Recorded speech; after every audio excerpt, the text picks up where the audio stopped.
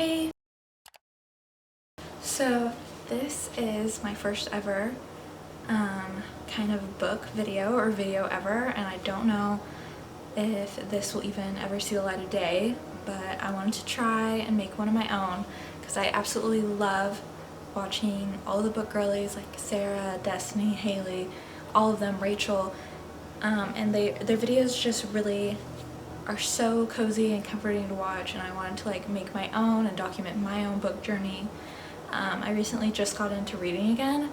I used to be a big reader when I was like in middle school and whatnot, but this year I've really tried to pick up a lot of books as much as I can and read.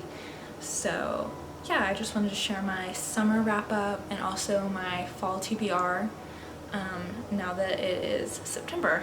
So yeah, the first book I finished in June was A Flicker in the Dark by Stacey William.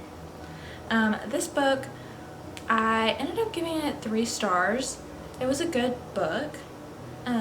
This is basically a mystery thriller.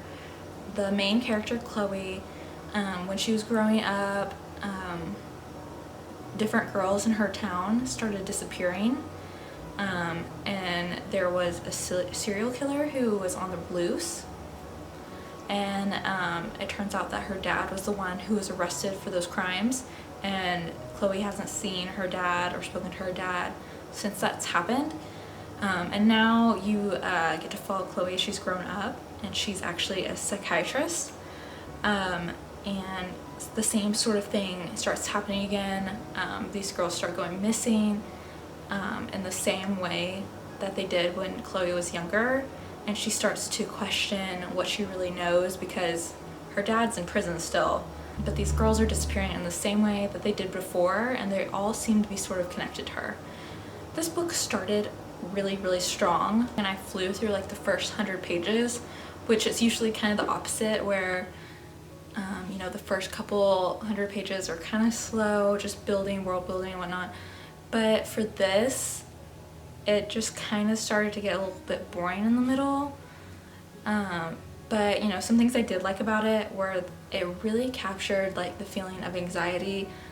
Chloe, who obviously dealt with a lot of issues growing up, still has to deal with them when she's an adult, and also like just helping her patients. It really felt like an accurate representation, and honestly I predicted the plot twist 32 pages into the book. I wrote down exactly what I thought it was going to be in my notes, and I put page 32 just to see if I was right, and I was. So I felt like, since I guessed what the big plot twist was so early into the book, everything else that was supposed to misdirect you and whatnot, and all these red herrings just kind of were boring to me, or just seemed ridiculous, where it was like, well, that doesn't really make sense, because it was just so much of trying to throw you off that real scent that it just, I feel like it was a lot of filler. But I mean, in the end, I gave it 3 books. Like, I would recommend it if you like a crime story, a little bit of a thriller. It wasn't very graphic at all. I don't really like graphic stories or movies and whatnot. This was not graphic. It was really just like, you know, like a detective show or something. But yeah, it was a good quick read. It didn't take me very long, but yeah, 3 stars. The next book that I tried to read in June wasn't really a good reading month for me. I only finished 1 book in June. I was in kind of a reading slump for some reason. But the next book I tried to read was Daughter of No Worlds by Carissa Broadbent. This is like a fantasy romance book. I mean, I don't think I got far enough in it to really see a lot of the romance, because I DNF'd it at about 200 pages in, which I was really trying to keep with it. I was like, I'm already 200 pages in. I was like halfway through the book, and I just had no interest at all, which I was sad about, because I had previously read Serpents and the Wings of Night by Carissa Broadbent, and I gave the book 4 stars. Like, it was good, and I liked it, and I enjoyed it. This one, I just don't know what it was. It wasn't doing it for me, and I saw Sarah read this one, and she really liked it, and I think Destiny liked it too, but I just could not get into it, and that might have been because I was in a book slump. I wouldn't be opposed to trying to give this one another read. Like, I didn't mind I didn't really mind the female main character or the male main character. I just felt like very politics heavy and I just couldn't really get into it. But yeah, I DNF'd that one. The next book I started in June was When She Returned by Lucinda Berry. I previously read another book by her too. I read The Perfect Child by her and I really liked this book. I gave it 4 stars, but honestly now I think I would even give it like 4.5 stars. It was really good. So that's why I went to go read another one of her, I would say more psychological thriller. This was good. I ended up giving it 3.5 stars. It wasn't as good as Perfect Child, but it was really interesting, a really interesting story. This follows the story of Kate. She disappeared 10 years ago, leaving her husband and her daughter behind. I believe her daughter was maybe only 4 or 5 at the time. She was presumed kidnapped and dead, and she'd been gone for 10 years before suddenly she shows back up, and her family, who, you know, has been grieving and just all this time assumed that she was dead, has to kind of learn how to act around her again. And it's really interesting to watch the new family dynamic. The husband had remarried. I mean, he waited like 9 years for her, always hoping that she would come back, but you know, whenever you already have a funeral for her and whatnot, he moved on. And the daughter, who obviously missed her mom very much, never really knew her and didn't really know what it was like with her. So it was really interesting watching her have to like move back into the house with a new wife. But the suspense and kind of mystery starts to build when she moves back in, and she doesn't really act like how she did before, which is expected, especially because they believe she was kidnapped. But more and more starts coming out about the time that she was gone, and everyone kind of just starts questioning, like, you know, why is she back now? So it was really interesting and good, and I would recommend it, especially if you read The Perfect Child and you want to try out more of her stuff. It was good. So yeah, that was the last book I read in June. I actually think I finished it like July 1st. The next book that I read became one of my favorites of this whole year.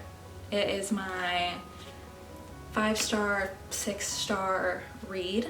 Like I instantly got that 5-star feeling, and I know that most everyone has probably at least heard of this book, if not already read it, because it got really popular on Book Talk recently. I decided to pick up Divine Rivals because it was on Kindle Unlimited actually. I had just seen Sarah rate it on Goodreads 5 stars, and I was like, oh, that's interesting, like that kind of seems like a cool concept, like I love a good little fantasy romance. So I decided to give it a chance, and I'm so happy that I did. This checked like all of my boxes and everything that I like.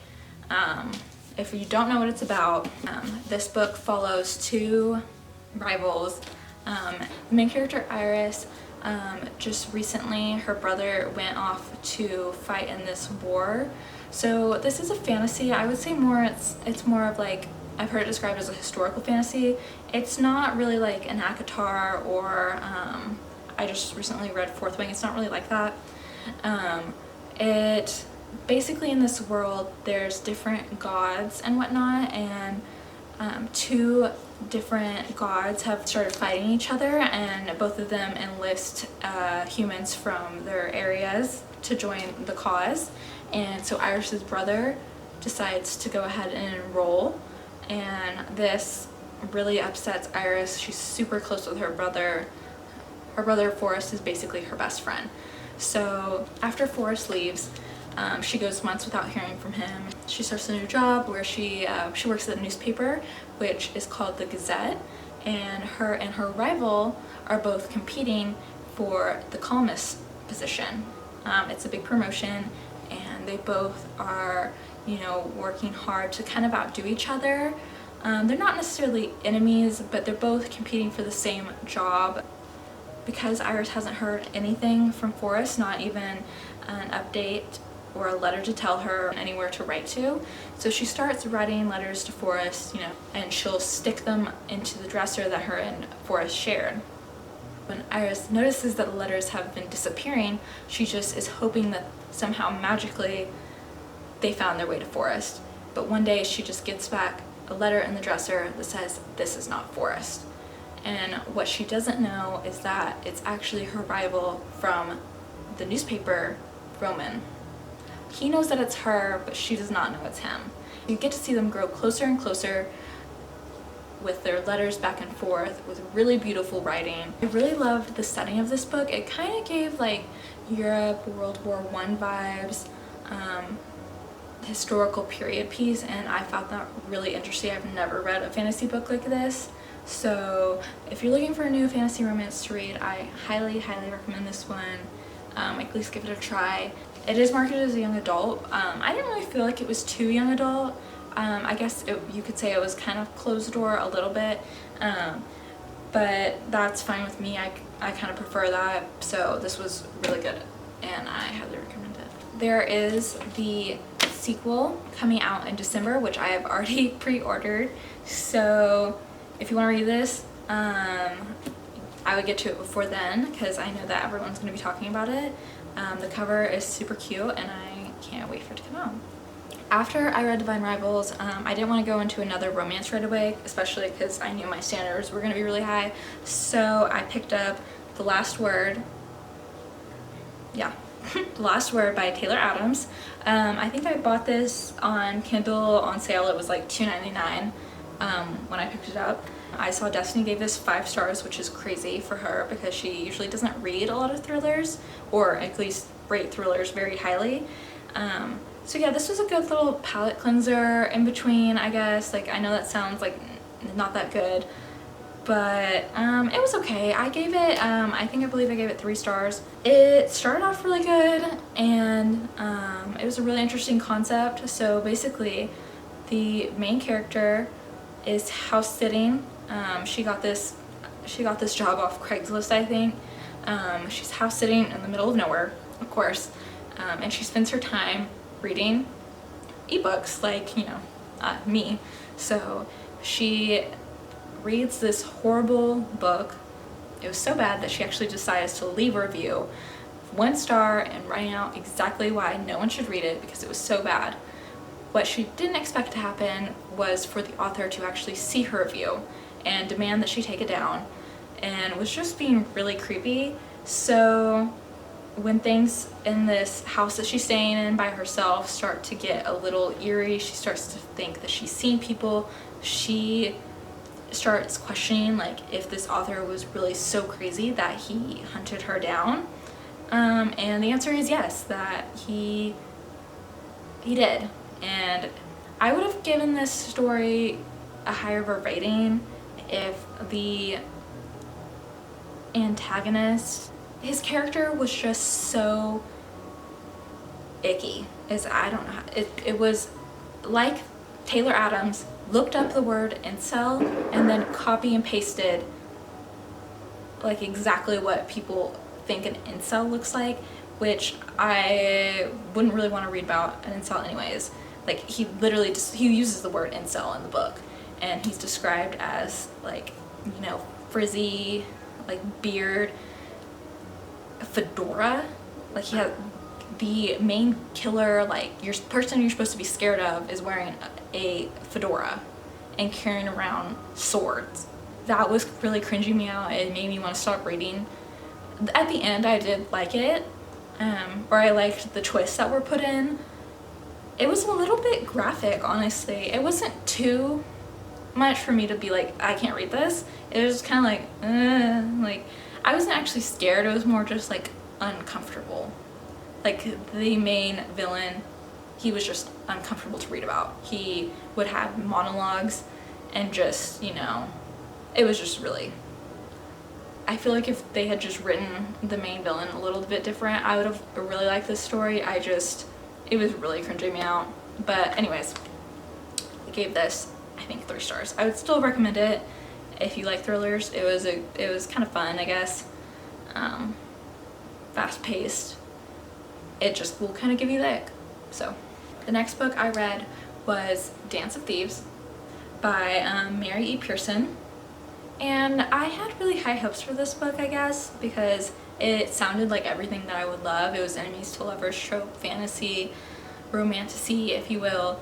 It was good, and I gave it 3 stars, but it just wasn't doing it for me like Divine Rivals was. It is an enemies to lovers story between a thief and a prince, and they both have ulterior motives with each other, both trying to get different information, different end results, like by being nice to each other. And that's when they start to, you know, actually fall in love. It's kind of like a fake dating trope. For me, I think one of the reasons I didn't like this book is it was very, like, it threw into this world. I feel like it was a lot of, you know, made up terms, or like, you know, terms in this world that I either just didn't understand what they meant, or they weren't really explained very well. So it was just constantly, I felt like I didn't really know what they were talking about. And, you know, they use different words and everything for this world, and I just wasn't really picking up on it. It felt like there wasn't super good explanations. So, and this took me quite a while to get through. I would maybe pick up the second one, The Vow of Thieves, eventually, just because I do like the 2 main characters, but I'm not like rushing to pick it up.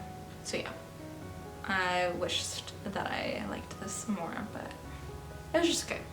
The next book I read in July was The Gracier by Kim Liggett, I would say. This is also on Kindle Unlimited, but I loved this so much I bought the physical copy. I mean, this cover is just so pretty to me. It's so pretty. This one's a little hard to explain, and it's definitely not like a feel-good book, if that's what you're looking for. It's not like a happy ending by any means, but it was so, like, I gave this book 5 stars. The writing, it was so beautiful. I felt like I was there with the main character. So a quick summary: the main character, Tierney, lives in this village, and this book is like kind of a dystopian novel. So it's, you know, this made-up world, and think kind of like Salem, like witch trials kind of vibe, like old-timey. Tierney lives in this village where it's very much men are better than women, they're over the women, they control the women. The women are just there to have kids. So when the girls in the town turn 16, they are either proposed to and like offered marriage, or, you know, they're forced to go work out in the fields. So all the men in the town get their choice of all the girls that have freshly turned 16, and it's called like getting a veil. So Tierney has never wanted to be married. She didn't want that life. She didn't want to be forced to just have kids and whatnot. So she is perfectly content with just working out in the fields, farming, just doing manual labor. That's fine. At least she'll have her freedom. Only she is presented a veil. And this veiling day happens right before all of the girls are sent away for their grace year. The grace year in this book is basically just another means of control, and I don't want to get too much into it because it's really more fun, I think, when you get to figure it out yourself. But all the girls are sent away to this camp where they will spend their 16th year away from everyone else in the village. It also gives, like, you know, the Lost Boys, like Treasure Island, Lord of the Flies, where they all turn on each other very quick when, you know, they're the only ones in control for once. It was such an amazing read, and it can be kind of uncomfortable at sometimes and a little graphic.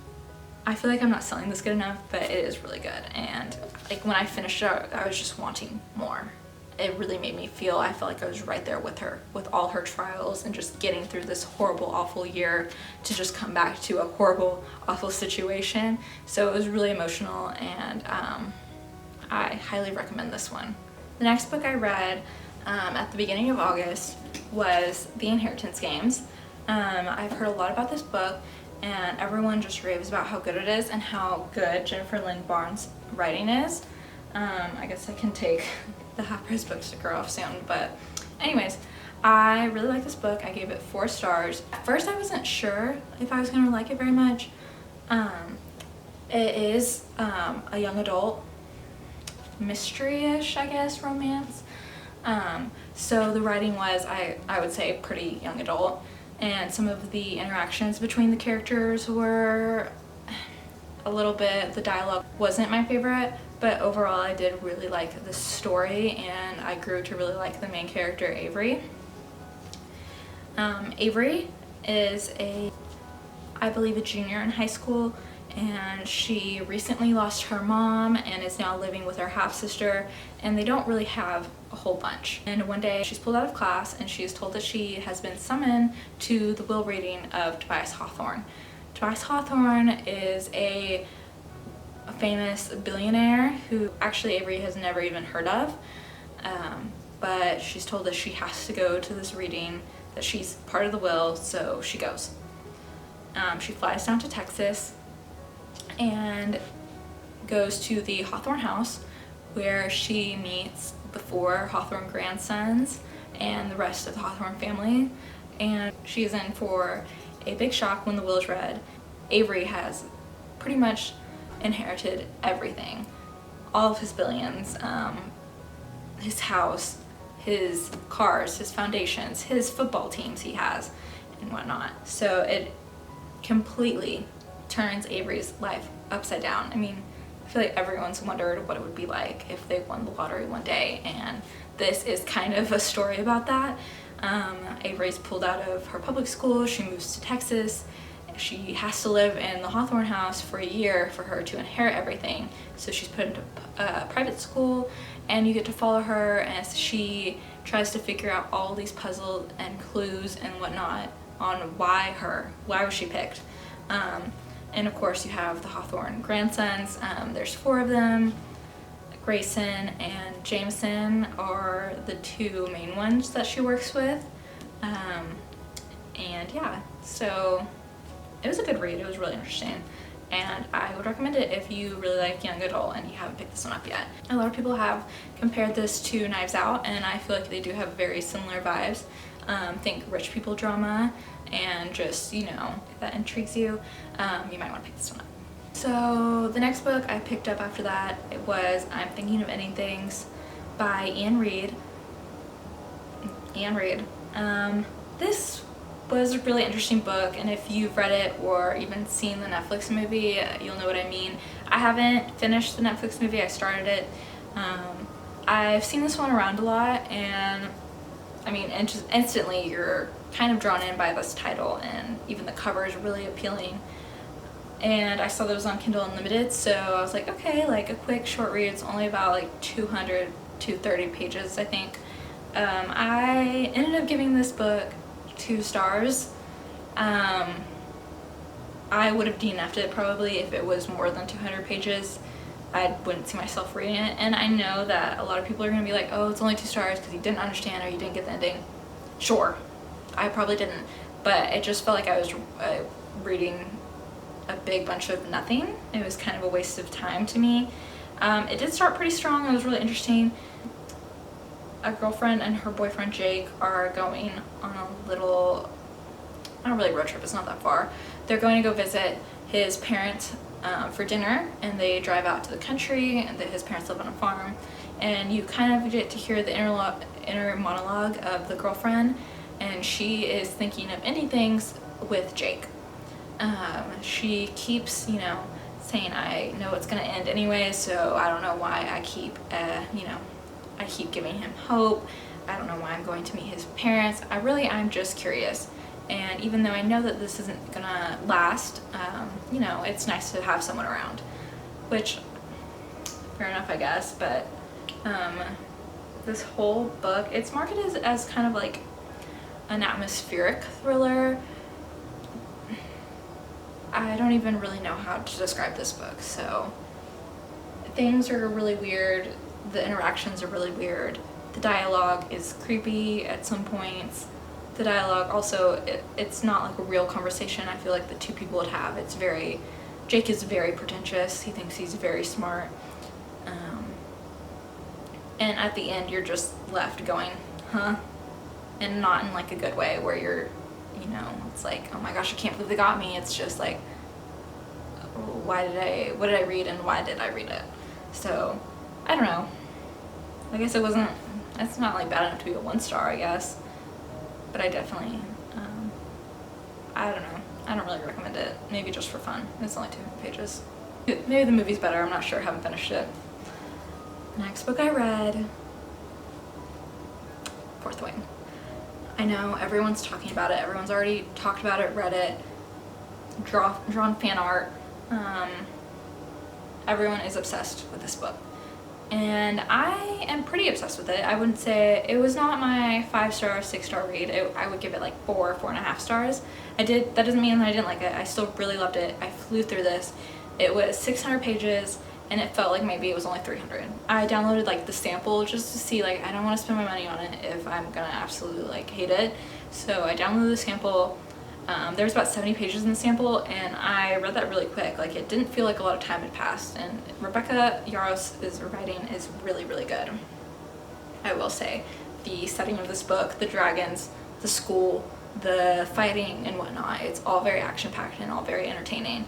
And I will be wanting to read the new one that comes out in November, I think.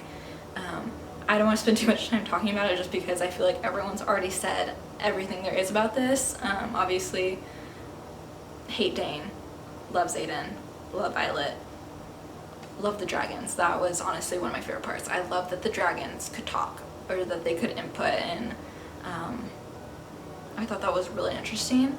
It is, I didn't actually, sorry, like, hate to say it, but I've never read Divergent, but a lot of people have compared this to Divergent. So if you're looking for a really good fantasy romance, don't let all the book talk and all the hype like discourage you. Just pick it up if you really like that. I feel like this is a really good book if you have never read fantasy before. I feel like that's a lot of the people who really, really love this, and that's not saying anything bad. I just feel like it's a really good introduction to fantasy. The world building is not hard to understand. There's politics in it, but not too much. It's very action-packed, very romance-packed, and it was just overall a really good read. So, very good, and I'm glad that I get to finish my summer wrap-up on it. And yeah. This I got from my local library, and it is In My Dreams, I Hold a Knife by Ashley Winstead. I've heard great things about this. Haley read it, I believe, and I've heard great things. It's, so far I'm, I believe 120 pages in, so I hope to wrap this up pretty soon. I think it's like 300-ish pages. So far I'm really liking it. It's, again, like rich people drama. This girl, this girl Jessica, she came back for her college homecoming, where she reunites with a bunch of her closest friends. They called them like the East Hall 7, and there's flashbacks to when they were actually in college. And one of the 7 was actually murdered in their senior year, and it turns out that they don't really know the whole story behind that. So I don't really know too much about it right now. I'm only 100 pages in, but so far I'm really liking it. But yeah, that's the first one on my TBR that I've already started. The second book on my TBR is actually another library book. I went ahead and checked it out because I saw they had it, The Atlas 6 by Olivia Blake. Obviously everyone really loves this book, and I just wasn't in my reading phase or my reading era when this was really, really popular, so I wanted to get my hands on it. And I wanted to, I'm really bad about, I don't like buying books before I know that I love them. When I read them on my Kindle and I love them and I give them 5 stars, I get a little trophy. So first I'm gonna see if I like it, and then I will, if I do, I'll have a permanent one on my shelf. But anyways, this is a fantasy book. I don't know like too much about it. I do know that everyone loves Olivia Blake, and I know that these 6 or whatnot have special powers. And you know what? Let me look at the synopsis. Oh my gosh, one of the main characters is called Atlas Blakey. I wonder where she got that name. I'm gonna be honest with y'all. I picked this up because I saw TikTok where someone said that Olivia Blake was really into Hermione fanfictions, and that some people just thought that this was basically a Hermione fanfic but rewritten into an actual book. So that's what I'm here for. Okay, getting into the spookier side of things. The Shining by Stephen King. I have only ever read one Stephen King book. I loved it. I cried during it. Just felt so emotionally attached to the characters. I know that this is super popular. I have a gist of what it's about, the haunted hotel and whatnot. I've never actually seen the movie all the way through. I have only seen about half of it. My boyfriend read it in June and he absolutely loved it. He said that it was so much better than the movie. Or not, you know, so much better as in like you get so much more in depth, and that Stephen King is so good at, you know, writing about the characters and giving you the backstory and making it interesting. So, and just like actually making you scared while reading this. So I've been saving this for the fall. He's been dying for me to read it. But I felt like it was more of a, you know, spooky season book. So excited to read this one. Another Stephen King one, Misery. I love this movie. I know that I said I don't like graphic things. I looked away during the scene. You know the scene. I looked away. If you don't know what this book is about, basically this famous author, surprise, surprise. I love when there's books about authors. This famous author gets, he gets in a car wreck and he's found by none other than his #1 fan.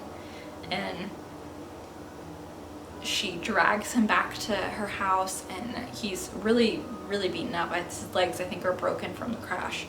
And she basically tells him that she'll nurse him back to health if he will write her the next book in her favorite series, Misery. I think the series might be called something else, but the main character in the series her name is something Misery. Her last name's Misery. I don't know. Her name's Misery, I think. I'm really excited to read the book version of this because I've heard that with a lot of like Stephen King books to movie, a lot gets cut out, and I love that movie, so I'm really excited for this. Another one I'm really excited for, A River Enchanted by Rebecca Ross. After I read Divine Rivals, I've been searching for something else to read from her, and I've heard mixed things on this. I've seen a lot of people love it. I saw Sarah did not love it, but I'm really hoping I do love it. I think it's another young adult romance. The thing that's been making me a little weary on it is I've read The Summer in the Back a whole bunch of times and I don't really quite understand what it's about, but you know, I know that there's elemental like elements and magics in this, and so I think I'll really like it, hopefully. But yeah, next on my list. The last one I have on my physical TBR for the fall is the second book in the Inheritance Games. I really am excited to continue the rest of the story and then eventually get to the final gambit. So this one, we had a big revelation at the end of the Inheritance Games, so I can't wait to find out what the rest of this is about. Obviously, I do want to read Iron Flame when that comes out. That comes out in November or something, I believe. I want to read Powerless by Lauren Roberts. I saw Sarah gave this 5 stars too, and I feel like we have really similar fantasy favorites. So I don't know if that one's on Kindle Unlimited or not. I'll have to look. That's another one I want to read this fall. Ninth House. Let me know if that one is good or not. I've heard really mixed things. But I've heard that it's kind of like the dark academia fall vibe, so I've been waiting to read that one. But anyways, that is it. I want to make a reading vlog soon, and maybe I'll do that next week or so of just everything I read in the week, and kind of take you on my reading journey. But thank you so much for watching, and I will see you next time.